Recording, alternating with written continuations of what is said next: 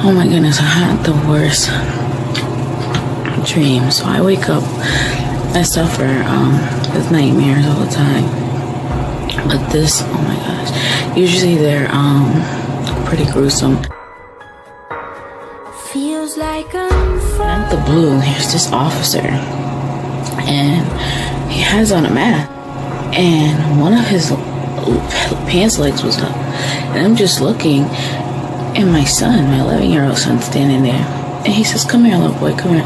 Let me just check you real quick." I'm like, it feels like nobody can hear me, and I'm crying, and I'm crying, and crying. I'm like, no, stop, no, stop. What are you doing? And I was just freaking out,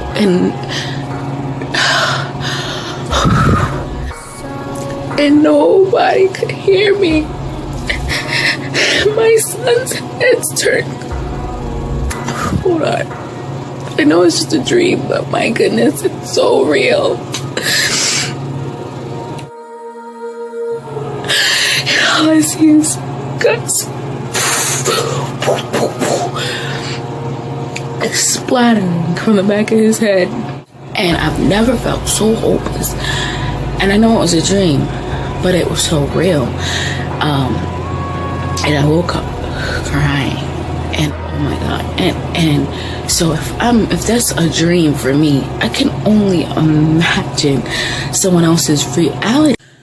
Oh my goodness, I had the worst dream. So I wake up, I suffer with nightmares all the time. But this, oh my gosh, usually they're pretty gruesome. I have like 8%, so I'm gonna go pretty fast. But so, this one really like bothered me really bad. So I'm sitting there talking amongst a bunch of people, and there was this really pretty woman. I think she was like Hispanic or Indian or something, and we're talking, and she's talking to me about her domestic violence situation, and we're reading an article, and I'm looking at, and it's so clear and vivid. They had on these really pretty like gowns or whatever, really pretty. Anyways, basically reading an article, and I say, "Is this the one?" And I'm showing her a domestic violence article about how you know, basically the man who beat her or whatnot ended up going to jail or something. I forgot where he went, but he went, I think it was in Canada, they sent him or something like that. And so we basically just women talking about it and how unfortunate it was or whatever. Now my kids are just running around playing around me, and out the blue, here's this officer, and he has on a mask, and one of his pants legs was up, and I'm just looking, and my son, my 11-year-old son, standing there, and he says, "Come here, little boy, come here. Let me just check you real quick." And I'm looking like, "Excuse me?" I was like, "That's not legal." And my son's looking back at me. He looks back at me at that look like, is it okay, Mom? Like, what's going on, Mom? Like, and I'm looking like, "Excuse me, officer." And he's like holding my son, saying, "Come here, son, come here," and pulling him towards the wall. And it wasn't rough. It was like gentle. Come on. Let me just check you real quick. And why would you need to check an 11-year-old boy? And why are you even here? And then all of us just turn and look. We're like, what is he even doing here? Where did he come from? And so, for some reason, all the other adults were distracted by another officer. And here I am just standing there. And I don't know how I ended up, like, he got my son laying on the floor from standing on the wall. Then he puts him in cuffs, like the procedures, puts him in cuffs. Now he's on the floor with his hands behind his back in cuffs. And the officer gets down on his knees and crouches beside him, and then lays down beside him with his head on the side of his head, and pulls his gun and puts his gun up on the side of his head. Now at this time there's another officer. Everybody else is talking to the other officer off on the side. In my heart, I'm like, it feels like nobody can hear me, and I'm crying and I'm crying. I'm like, no, stop, no, stop. What are you doing? And I was just freaking out, and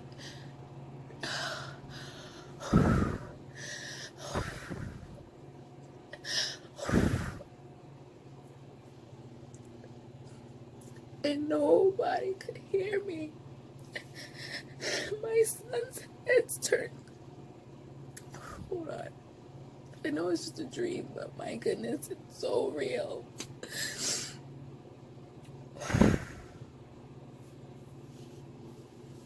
My son's head is turned towards me, and I'm just sitting there looking at the back of his head, and pow, pow, pow, pow, pow, pow. And all I see is guts splattering from the back of his head. I'm just like, screaming.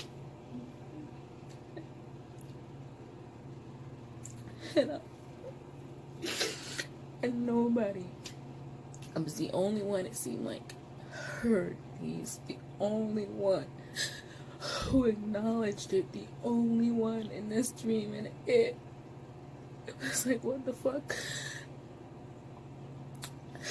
Then, long story short, again, I don't know what happened. The dream fades out, and just as I was reading those people's story on that paper, my story of my son ends up on that paper, and you see his little body strewn out on the floor, with his school sweatpants on, because he goes to school where he has to wear uniform, and he has all school sweatpants that have the uniform on it, and you see his head with just the blood, and you see me on the wall, like, freaking out in this article.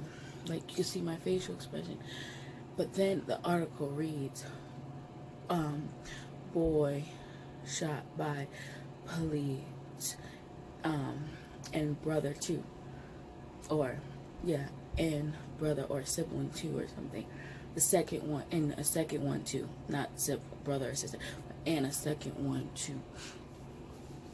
So I was just like, what the fuck? So basically, I was saying that 2 of my kids were shot. And the police officer went and he grabbed another one of hers too. So I was just freaking out. And I've never felt so hopeless.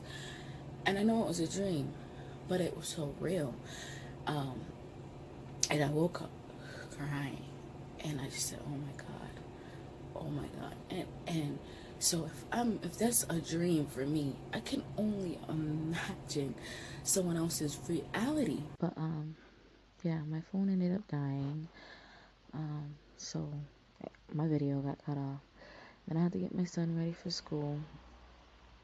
But like I was saying, oh my goodness, like, for me to feel the way I feel, and it was simply a dream, is crazy.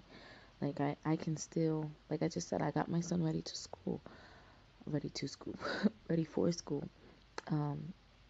was able to wake up this morning, give him a hug. I was able to tell him that I love him before he left for school, and everything. Like, I was able to hug him. But it's also, at the same time, it makes me not want to let him go, because I'm just like, oh my goodness, what the like, it's just scary, because it's like, okay, now what if you go to school and something happens at school, but you can't go through life living like that. But that's just, When you have dreams like that, that's how you think. Now, I've always and constantly have dreams, and they're very vivid, very real. The setting is very real.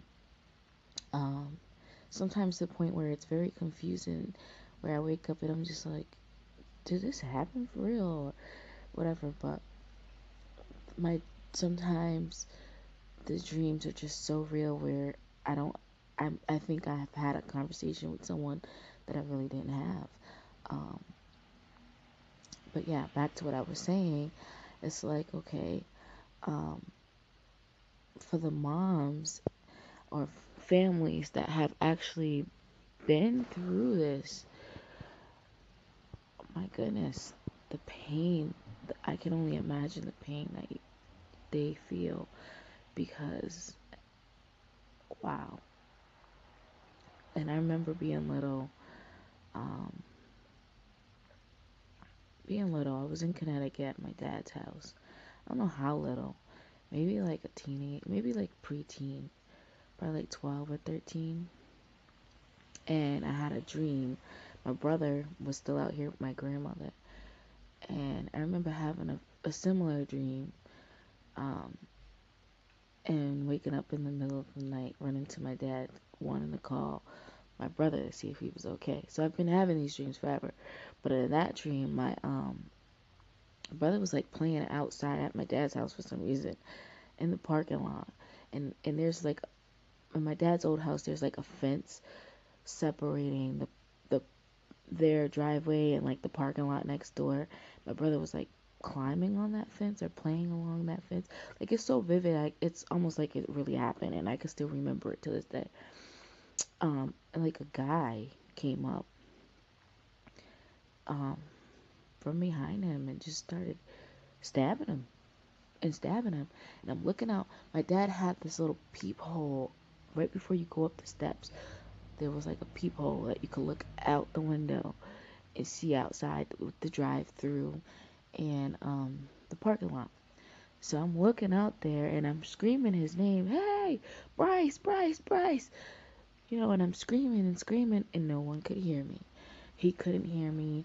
Um, and so I'm witnessing my little brother being stabbed to death right in front of me. And it was just crazy. And I think a lot of times these dreams, I don't know if they have something to do with the emotions that we feel deep down inside or suppressed, um, I don't know, but suppressed thoughts or whatever, anxiety, because I've always had really bad anxiety. Even as a kid, always just thoughts always racing. Um, and I know yesterday, oh my goodness, anxiety was really bad when I went to bed. So maybe that has something to do with it. But yeah, it was crazy.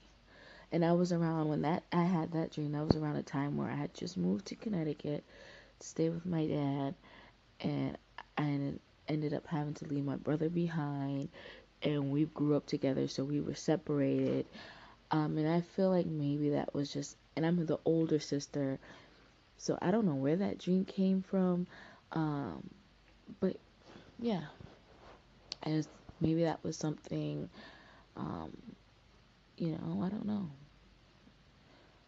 but I do remember definitely waking up in the middle of the night and running to my dad and my stepmom and just crying and begging to call him in the middle of the night, to see if he was okay, because I was like, something has to be wrong with him.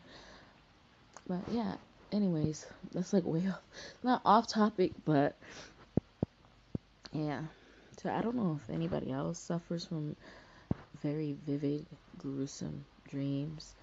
Um, and sometimes they're vivid and they're not gruesome. Sometimes they're vivid and they're pleasant. And sometimes they're just vivid and confusing.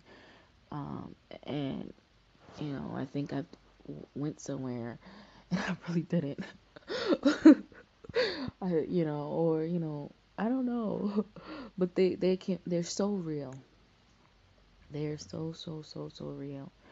Um, where sometimes, I don't know. There's even times where in my dream, I dream. Like, I know I'm dreaming. So I'll wake up in my dream and say, oh, it was just a dream. But I'm in my dream. What I was talking about. So my daughter just was like, can they have ice cream? It's too early, they can't have ice cream. But no, there's not in. So I'm thinking that there's ice cream in there because I could have sworn my son went and got ice cream yesterday. Excuse me, say sorry. Say excuse me. Anyways, I could have sworn my son went to get ice cream yesterday. But then I remember that was a dream. That was in my dream, one part of my dream. That he had went to the store and came back and got ice cream. And in the bag, the ice cream had melted like really bad. So I was like, oh, just put it in the freezer. It'll freeze back up and then they can eat the ice cream. But that's an example. And I was laying on this couch just like this. Walks in with the bag from Eddie's. And my ice cream was melted. Jack, come on. And yeah, that's why I thought there was ice cream in there for them. So that happens to me all the time. Hi. My nails come next. My other nails.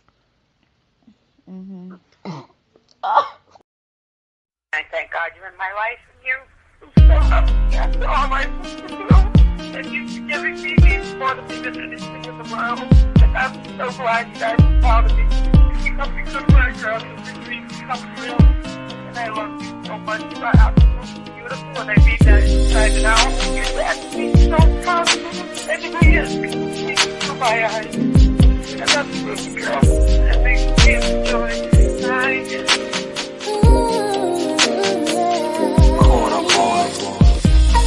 People call it history. It's only right to call it my story. Cause I've been through a lot and thought it never stopped. With everything that I got, I held on with like being taken from my comfort zone to a total stranger's place that they call home. So I put on my guard, had to ignore my heart. That's when I grew up a lot, but now the cost is problem with expressing my opinions.